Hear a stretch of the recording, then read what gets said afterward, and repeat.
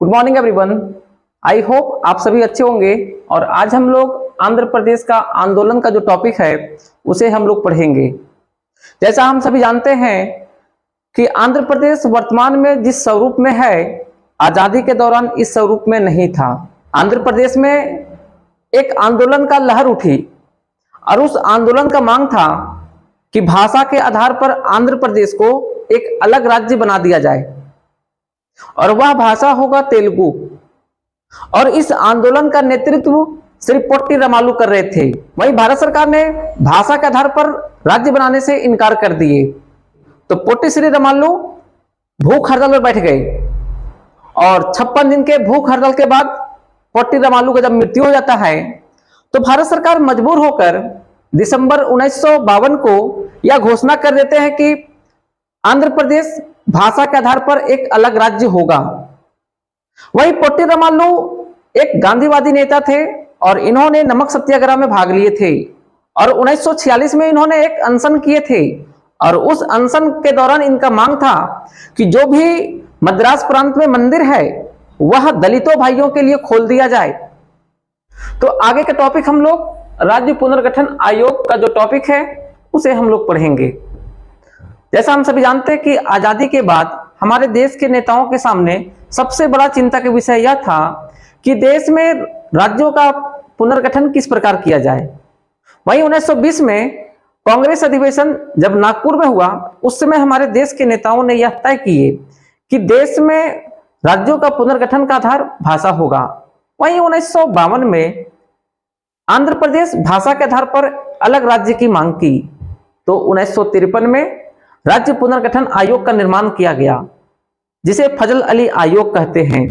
फिर फजल अली आयोग 1955 में अपना रिपोर्ट पेश की जिसमें राज्यों का पुनर्गठन का आधार भाषा बताया गया और 1956 में राज्य पुनर्गठन अधिनियम पारित किया गया जिसके तहत 14 राज्य और 6 केंद्र शासित प्रदेश बने। उसके बाद समय समय पर राज्य का पुनर्गठन हुआ। और आगे का टॉपिक हम लोग देखें, नए राज्य का निर्माण। तो देखिए 1960 में बॉम्बे से टूटकर 2 राज्य बने, एक गुजरात बना, एक महाराष्ट्र बना। गुजरात बना गुजराती भाषा के लिए और महाराष्ट्र बना मराठी भाषा के लिए, और ये भी दोनों जो राज्य बने इसका आधार था भाषा। फिर 1963 में नागालैंड को राज्य का दर्जा दिया गया क्योंकि नागालैंड में लंबे समय से आंदोलन चल रहा था, वे अपने आप को स्वतंत्र देश मानता था, तो इसलिए भारत सरकार उसे 1963 में राज्य का दर्जा दे दिया। फिर 1966 में बृहद पंजाब से 3 राज्य बने, एक हरियाणा, पंजाब और हिमाचल प्रदेश। पंजाब बना पंजाबी भाषा के लिए और हरियाणा बना हिंदी भाषा के लिए और एक हिमाचल प्रदेश बना। फिर 1972 में 3 राज्य बना, त्रिपुरा, मेघालय, मणिपुर। फिर आगे 1987 में 2 राज्य का निर्माण होता है असम से टूटकर, एक अरुणाचल प्रदेश और दूसरा मिजोरम। फिर 2000 ईस्वी में 3 राज्य का निर्माण होता है, झारखंड, छत्तीसगढ़ और उत्तराखंड। तो झारखंड का निर्माण बिहार से टूटकर होता है, वहीं छत्तीसगढ़ का निर्माण मध्य प्रदेश से टूटकर होता है और यूपी से टूटकर उत्तराखंड बनता है और उत्तराखंड को ही हम लोग उत्तरांचल बोलते हैं। और ये तीनों जो राज्य बना, झारखंड, छत्तीसगढ़ और उत्तराखंड, ये भाषा के आधार पर नहीं बना, ये विकास और प्रशासनिक आधार पर बना था। वहीं 2014 में आंध्र प्रदेश से टूटकर तेलंगाना नया राज्य बना और ये भी विकास व प्रशासनिक आधार पर बना था। फिर 2019 में जम्मू कश्मीर पुनर्गठन अधिनियम पारित हुआ और जम्मू कश्मीर में 2 केंद्र शासित प्रदेश बनाया गया, एक जम्मू कश्मीर और दूसरा लद्दाख केंद्र शासित प्रदेश बनाया गया। तो इस तरह से देखें, देश में समय समय पर राज्यों का पुनर्गठन होता रहा और आने वाला समय में भविष्य में भी राज्य का पुनर्गठन होता रहेगा।